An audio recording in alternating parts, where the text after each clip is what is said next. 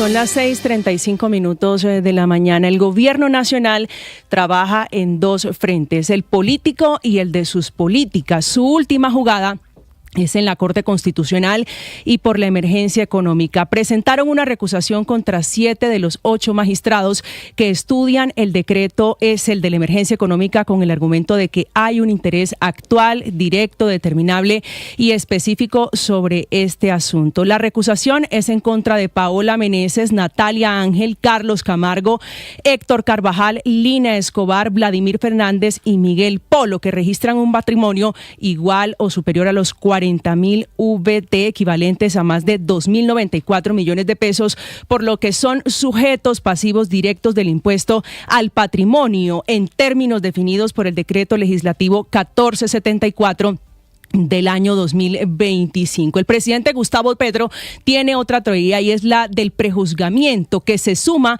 a los argumentos que está en el documento, que dice que existe una coincidencia plena entre el objetivo del control constitucional y el interés económico de los magistrados, que no es abstracto, no es hipotético ni eventual, sino real, concreto, verificable de los magistrados, y que la decisión que adopte finalmente la Corte Constitucional va a incidir directa, actual y cuantificable en el patrimonio personal de los togados que hoy están recusados por la Casa de Nariño, generando un impacto económico cierto desde la entrada en vigencia de la norma que está sometida a ese control constitucional. Es una jugada indiscutiblemente para ganar tiempo, aunque el gobierno se está anticipando la discusión y dice que no busca generar una parálisis en la justicia, porque no todos los magistrados, que es cierto, ni todos los conjueces están allí particularmente vinculados a esta misma situación, que reabre una vieja discusión en las Cortes sobre los impedimentos, si son particulares o generales, como lo está planteando el gobierno nacional en esta situación. Ricardo Ospina es periodista. Está en Mañanas Blue. Son las 6:37 a.m. No habían pasado 24 horas del encuentro en la Casa Blanca entre los presidentes Petro y Trump y ya se habían producido los primeros resultados de los compromisos adquiridos por Colombia en la lucha contra los grupos criminales relacionados con el narcotráfico. En una operación de las fuerzas militares adelantada en la madrugada del miércoles en área rural del Catatumbo, entre Tibú y El Tarra, se produjo un bombardeo contra un campamento de gran tamaño del ELN, en el que habría entre 50 y 60 integrantes de ese grupo criminal. Aunque inicialmente se reportó la muerte de 7 integrantes de esa guerrilla, entre ellos alias Chucky, segundo cabecilla del autodenominado Batallón de Frontera del ELN, un delincuente que llevaba 18 años en ese grupo criminal y que estaba en el campamento bombardeado, reportes de inteligencia tienen información de que entre 12 y 15 integrantes del Frente de Guerra Nororiental de esa guerrilla resultaron entre muertos y heridos y fueron sacados del área por otros integrantes de ese grupo. Se trata de un golpe importante contra el ELN, en el que además fue capturado alias Elías, sumado a la incautación de 15 armas largas, 5 armas cortas, 202 granadas para lanzar desde drones, 1.000 cartuchos calibre 7.62, 1.500 cartuchos de 5.56, explosivos y 2 drones para atacar con explosivos que fueron destruidos. El cambio de actitud del gobierno del presidente Gustavo Petro frente al ELN es evidente, porque a pesar de que los diálogos de paz con ese grupo llevan varios meses estancados, permanecían en un punto muerto que cambió desde el encuentro con el presidente Trump en la Casa Blanca, con la ofensiva que se estrenó con el bombardeo de la madrugada del miércoles. Hay que decir además que desde el 2021 no se adelantaba una operación de esta magnitud, de este tipo, contra el ELN.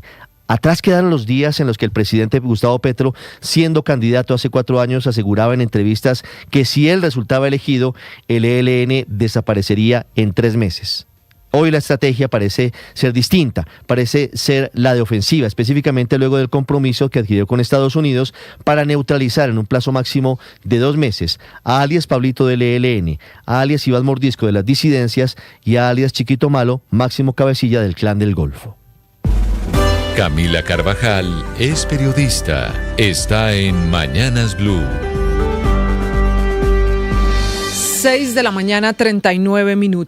Como los médicos no son ricos que lloran por la crisis de la salud, como cree el ministro Guillermo Alfonso Jaramillo, Un informe de la OCDE revisó las condiciones en las que hoy trabajan médicos, enfermeras, en general el personal de la salud, que están además comparando con distintos países. El informe midió y comparó entre los países de la OCDE las inversiones que han hecho los gobiernos en el sistema de salud, las densidades de médicos y enfermeras y los medicamentos disponibles para la población. La principal conclusión es que los países de la OCDE tienen un aumento sostenido en el número de médicos. Entre 2013 y 2023, el promedio pasó de 3.3 a 3.4 médicos por cada 1.000 habitantes. Sin embargo, el incremento no elimina la presión que tienen los sistemas de salud producto de la demanda de un sistema y una población pidiendo más servicios de salud, especialmente por el envejecimiento poblacional. Revisando el indicador solo para Colombia, el informe dice que el país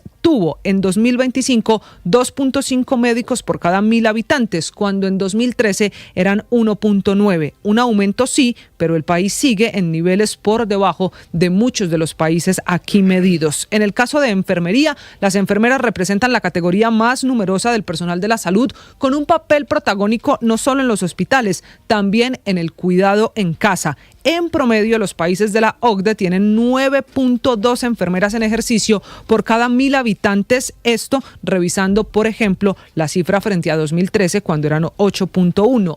Colombia está lejísimos de ese promedio. Hay 3 enfermeras o menos por cada 1.000 habitantes. En lo que también estamos lejos es en la inversión en el sector salud. Estados Unidos es, según este informe, el país que más invirtió el año pasado para la salud, el 17% de su PIB. Luego está Alemania con el 12%. Para los países de América Latina, el porcentaje es entre el 6 y máximo el 9%.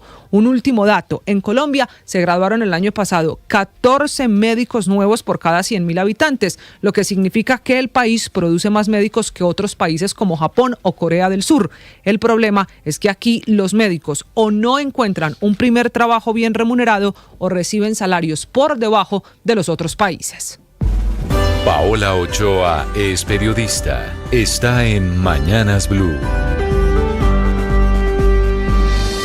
6 de la mañana, 42 minutos. Malos presagios en materia de inflación, costo de vida o carestía, que la verdad pinta mal para este año. Según las propias minutas de la última reunión de la Junta Directiva del Banco de la República, un termómetro por excelencia para medirle la temperatura a las expectativas de inflación y para entender cuáles son los riesgos asociados sobre 50 millones de bolsillos y en particular sobre los 16 millones de bolsillos de los más pobres, para quienes la inflación es el peor impuesto que pueden pagar, pues se come y se traga la capacidad de compra de sus ya muy pocos ingresos. Minutas de la Junta del Emisor que se conocieron ayer y en la antesala del dato de inflación para el mes de enero que va a publicar el DANE el día de mañana, el primero en incorporar el alza del salario mínimo del 24%, que recordemos fue casi 5 veces el costo de vida del año pasado y unas 8 veces el ritmo de crecimiento de la economía. Aumento del mínimo por decreto que agravó, por supuesto,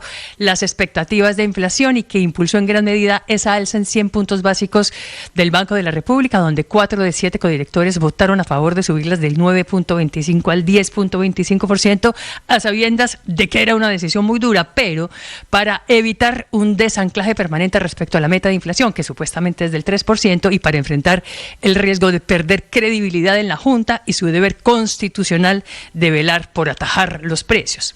Inflación y expectativas de inflación que aumentaron durísimo de un mes para otro y subieron 200 puntos entre diciembre y enero, aumentando así del 4.6 al 6.4% para diciembre de este año 2026, es decir, 40% más de expectativas de inflación para el cierre de este año y un 27% más de expectativas de inflación para el cierre del año entrante, con unas cábalas que pasan del 3.8 al 4.8% para finales del año 2027. Todo, por supuesto, muy marcado por el aumento del salario mínimo del 24%, que según esas minutas agravó la situación en materia de expectativas de inflación y que adicionalmente amenaza también con amplificar otros desequilibrios macroeconómicos, como el desbalance entre cuenta corriente y el déficit fiscal, y tomó también el impacto significativo sobre el gasto público en pensiones y en otros rubros. Estás escuchando Blue Radio. Bienvenidos.